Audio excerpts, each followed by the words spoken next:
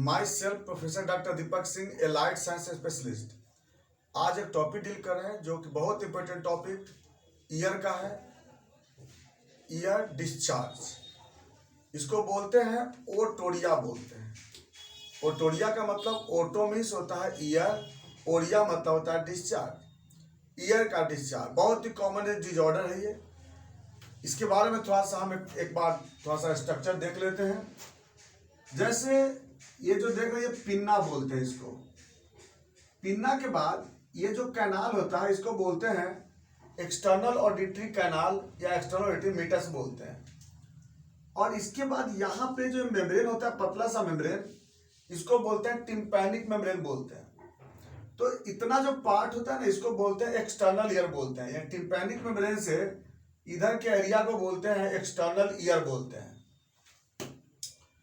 Tympanic membrane के बाद इसको बोलते हैं ईयर ऑस्किल। ईयर ऑस्किल में 3 बोन होता है, मैलस, इंकस और स्टेप्स बोन। इस पूरे को हम लोग बोलते हैं, यहाँ पर नीचे जो कैनाल होता है ना, इसको बोलते हैं ऑस्ट्रेचियन ट्यूब, जो कि ये नेजोफेरिंक्स में ओपन होता है दोनों तरफ से, राइट से भी लेफ्ट से भी। तो ये ऑस्ट्रेचियन ट्यूब है। और इसके बाद ये एंट्रम है, ऊपर में मेस्टोइड एयर सेल, इसके ऊपर में। इसके बाद तो इसको बोलते हैं मिडिल ईयर, यानी टिम्पैनिक मेम्ब्रेन के बाद ये पूरा कैनाल है ये, इसको बोलते हैं मिडिल ईयर। इसको ईयर ड्रम का कैविटी बोलते हैं। अब जो यहाँ पर अंदर में जो ये जो देख रहे हैं, जिसको कोक्लिया बोलते हैं, यह इंटरनल ईयर हो। तो यह इंटरनल ईयर है, इस पूरे को कोक्लिया बोलते हैं। और इसमें क्या होता है ना, इसमें इंडोलिम्फ और पेरिलिम्फ होता है। तो इसी में होता है सेंसरी नर्व सेल होती है। नॉर्मल में जब हम साउंड को कलेक्ट किया जाता है, किसके द्वारा, पिन्ना के द्वारा। ये साउंड टिम्पैनिक मेम्ब्रेन के बाद, ईयर ऑस्किल के बाद कहाँ पहुंचता है, इंटरनल ईयर में। और यहाँ से फिर क्या होता है, वेस्टिबुलो कोक्लियर नर्व यहाँ पे होती है, जो साउंड वेव को ब्रेन तक लेके जाती है। यह एक नॉर्मल स्ट्रक्चर है। अब जो इसके बारे में बात करते हैं, इसमें डिस्चार्ज कैसे होती है, कहाँ से होती है। देखिए, सबसे पहले ये जो ईयर डिस्चार्ज है, जो सबसे मोस्ट कॉमन डिस्चार्ज होता है ना, सबसे ज्यादा इस कैनाल से होता है, एक्सटर्नल ऑडिटरी कैनाल में, जो कि बाहरी पार्ट को कार्टिलेजिनस पार्ट कहा जाता है। कार्टिलेजिनस पार्ट अंदर में होता है बोनी पार्ट। तो सबसे ज्यादा यहां से डिस्चार्ज होती है। सबसे ज्यादा इन्फेक्शन कार्टिलेजिनस पार्ट में होती है, शुरू का जो कार्टिलेजिनस पार्ट होती है, यहां पे आपको सबसे ज्यादा इन्फेक्शन होती है, जिसमें बैक्टीरिया का इन्फेक्शन। बैक्टीरिया में सबसे ज्यादा स्टेफाइलोकोकस ऑरियस, जिसको फरंकल बोलते हैं, छोटा सा बॉयल प्रोड्यूस करता है। स्टेप्टोकोकस, वह भी इन्फ्लामेशन करता है। ऐसे कर करके कई बैक्टीरिया है, स्यूडोमोनास है, क्लेब्सिएला है, इचेरिचिया कोलाई है। तो यहाँ पे इन्फ्लामेशन करता है।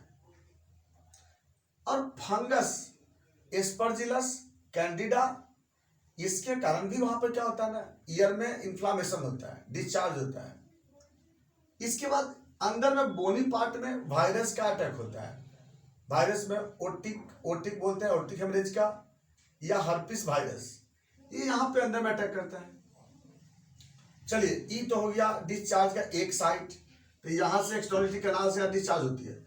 नंबर 2, यहाँ अच्छा दूसरी, यहाँ से डिस्चार्ज होती रहती है ना, एक्यूट और क्रोनिक दोनों होता है। एक्यूट में भी होता है, क्रोनिक, लेकिन मैक्सिमम लोगों में जो लगातार डिस्चार्ज होता है ना, कई सालों साल तक होता है डिस्चार्ज, उसका मतलब उसका डिस्चार्ज इन मिडिल ईयर से है। जब टिम्पैनिक में परफोरेट होती है ना, ये परफोरेशन रहता है, तो उसमें लंबे समय से डिस्चार्ज होता है। बहुत सारे लोग ऐसे होते हैं जिसको कि काफी दिनों से डिस्चार्ज होते रहता है, बार बार डिस्चार्ज होता है। जब तक उसको सर्दी होता है तब तक डिस्चार्ज होता है। सर्दी से क्या रिलेशन है, तो सर्दी से होता है कि यहाँ से जो नेजोफेरिंक्स में होती है ना ये, तो सर्दी होता है, नेजोफेरिंक्स का जो फ्लूइड है कहाँ से निकलेगा, कहाँ से निकलेगा, इधर कहाँ से। अगर भाई सर्दी में अगर कहाँ से पानी निकल रही है, इसका मतलब टिम्पैनिक मेम्ब्रेन परफोरेट है। एकदम क्लियर बात है। अब यहाँ से क्या होता है ना, फ्लूइड डिस्चार्ज होता है। तो इसको यह कब होता है, क्रोनिक ओटाइटिस मीडिया के केस में। ज्यादातर केस में यहीं से फ्लूइड जो होता है बाहर निकलता है, लंबे समय से डिस्चार्ज होता है यहाँ पे। काफी लंबे से डिस्चार्ज होती है। और इसका कारण सबसे ज्यादा क्या होता है? मैक्सिमम कारण बैक्टीरिया होता है। चलिए, और plus tympanic when proliferation, bar bar bacteria अंदर जाते रहेगा। बहुत ही रेयर डिस्चार्ज होती है ना, वह इंटरनल ईयर के कारण हो सकता है। ये बहुत रेयर, लेकिन वो कब हो सकता है? जब कभी ज्यादा ट्रॉमा अगर हो जाता है, तब उस केस में ऐसा जो होता है वो इंटरनल ईयर से डिस्चार्ज आ सकता है। लेकिन दो जगह से बताया आपको, मिडिल ईयर प्लस यहाँ पे एक्सटर्नल ईयर तो बहुत कॉमन है। कारण क्या होता है इसका? देखिए, सबसे बड़ा कारण तो बैक्टीरिया बता दिए। कान में पानी चले जाना, नहाते समय पानी चला जाता है, तालाब में नहाने से, नदी में नहाने से, चाहे कहीं भी कंटामिनेटेड पानी प्रवेश करे अंदर में, किसी भी कारण से। कान में साबुन लगाते हैं बहुत लोग, गलत बात होती है। साबुन लगाने से क्या होता है? इन्फेक्शन बढ़ सकते हैं। क्योंकि साबुन बेसिक होती है, बेसिक कंपोनेंट है, और उससे क्या होता है? इन्फेक्शन बढ़ता है। कान में पानी कभी साबुन नहीं लगाना चाहिए। तो इससे क्या होता है? बैक्टीरिया ग्रोथ बढ़ता है। फंगस, किसी चीज को लोग कान में डाल लेते हैं, कोई लकड़ी है, कोई चाबी है, किसी चीज को लेकर कान में डालते हैं। इससे क्या होता है ना, फंगस का इन्फेक्शन बहुत होता है। कैंडिडा का इन्फेक्शन, नाइजर का इन्फेक्शन, एस्परजिलस का इन्फेक्शन, प्लस वायरस का इन्फेक्शन। वायरस तो होता है किसी भी, कोई भी ऐसा भी, उससे वो भी क्या होता है, कोई भी ऑब्जेक्ट कंटामिनेशन जा सकता है। तो ये सब कुछ कॉज होता है जो कि डिस्चार्ज का कारण बनता है। और वही बाकी बताया ना कि जैसे बच्चों को दूध पिलाते हैं, तो सुला के दूध पिलाइएगा तो क्या होता है? कान में दोनों तरफ से दूध जाता है। एक इधर से भी मिल्क जा सकता है, इधर से मिल्क जा सकता है, कि बच्चा में जो ऑस्ट्रेचियन ट्यूब ओपन रहता है। बच्चा को कान क्यों बताया ज्यादा? क्योंकि बच्चा में ऑस्ट्रेचियन ट्यूब ओपन रहता है हर समय। हम लोग भी बंद रहता है ना यहाँ पे, ट्यूबर टेंसर पेल्टाइन मसल्स की वजह से। तो इसका ओपन रहता है। ओपन के कारण क्या होती है? ओपन रहता है, हॉरिजॉन्टल होता है, वाइड होता है, छोटा होता है। इसलिए बच्चों में मिडिल ईयर में इन्फेक्शन खूब होता है, बहुत ज्यादा इन्फेक्शन होती है। अब प्लस मिल्क यहाँ से भी जा सकता है। दो तो जाकर क्या कर सकता है? बच्चों में ऐसा ज्यादा दिक्कत होती है। और प्लस मान लीजिए किसी को ज्यादा कर चोट लगा, कान में बहुत ज्यादा जोर से मार देते हैं, उसमें भी कभी कभी यहाँ पे जो इन्फ्लामेशन हो जाता है, जिसको बोलते हैं टिम्पैनिक वेन इन्फ्लामेशन होता है, माइरिंजाइटिस कहते हैं। तो ऐसे बहुत सारे कारण होते हैं जिसके वजह से कान में इन्फ्लामेशन होता है और साथ साथ डिस्चार्ज होता है। अगर पीला डिस्चार्ज हो रही है, इसका तो बैक्टीरिया है। गिनी डिस्चार्ज हो रही है, स्यूडोमोनास का इन्फेक्शन है। अगर व्हाइटी डिस्चार्ज हो रही है, इसका तो कैंडिडा का इन्फेक्शन है। अगर वहां पे वाटी डिस्चार्ज हो रही है, तो इसका तो अदर कोई फंगस है, जैसे एस्परजिलस है, नाइजर है। ब्लडी डिस्चार्ज हो रही है, इसका मतलब वायरस का इन्फेक्शन है। तो अलग अलग सिम्टम भी मिलता है इसमें, है ना, अलग अलग कॉज है सबका, और उसके अनुसार अलग अलग सिम्टम भी है। कान में दर्द भी होता है, इचिंग होता है डिस्चार्ज के साथ साथ, आवाज करता है, टिनिटस बोलते हैं उसको, सुनने में कम हो जाता है, डिफनेस बोलते हैं। और जब जब सर्दी होगा तब तक कान से पानी निकलता है, इसका मतलब टिम्पैनिक प्रोलिफरेशन है। लंबे समय से डिस्चार्ज होने से इन्फेक्शन मिडिल ईयर में जा सकता है, यह इन्फेक्शन मेस्टोइड ईयर में जा सकता है, यह इन्फेक्शन डूरा मैटर में जा सकता है, यह ब्रेन में जा सकता है, पायोजेनिक मेनिंजाइटिस प्रोड्यूस कर सकता है, ओटाइटिस इंटरना हो सकता है। इतना खतरनाक कॉम्प्लिकेशन हो सकता है इसका। इसीलिए इसके लिए हमें इन्वेस्टिगेशन प्रॉपर करानी चाहिए। ऑटोस्कोपी एग्जामिनेशन है, ईयर इंडोस्कोपी एग्जामिनेशन है, ईयर मेस्टोइड एक्सरे करा लेते हैं। सबसे बड़ा है ऑटोस्कोपी एग्जामिनेशन।